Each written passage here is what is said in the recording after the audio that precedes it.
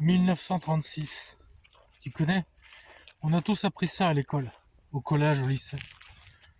Juste avant le bac, comme par hasard. T'apprends ça. 1936, les congés payés et tout le baratin qui va avec. Léo Lagrange, etc. En vérité, la vérité, tu sais pourquoi ça existait 1936? Les mecs, ils ont fait 5 semaines de grève, enfin 2 mois, 2 mois. Début mai, ça a commencé. Ça a fini début juillet.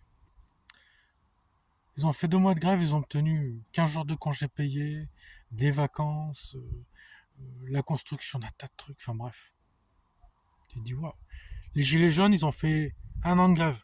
On leur a crevé les yeux, on leur a coupé la main. Ils ne demandaient pas grand-chose. Ils ne demandaient même pas l'équivalent de 2 semaines de congés payés, non. Ils ne demandaient pas grand-chose. Juste diminuer le prix de l'essence.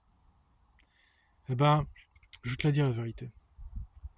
La vérité, c'est qu'il y a un mec qui s'appelle Adolf Hitler. En 1932, il a pris le pouvoir. Enfin, 33. Dans son programme, il était écrit congés payés. Il était écrit train pas cher pour partir en vacances. Politique de grands travaux. Autoroute. Et surtout construction d'immeubles pour que les gens puissent aller voir la mer. Et il les a fait. En 1935, il les a fait. Et c'est pour ça que les congés payés sont arrivés en France en 1936. Parce qu'en fait, ils ont eu peur de l'inondation nationaliste. Elle est là, la vérité. C'est terrible ce que je dis, mais c'est la vérité. Les politiques, ils en ont rien à foutre de nous. Ce qu'ils veulent, c'est garder leur pouvoir. Et s'ils ont affaire à des gens qui sont dangereux pour eux, eh ben, soit ils achètent le peuple, soit ils négocient, tu vois. Voilà. La vérité, elle est là.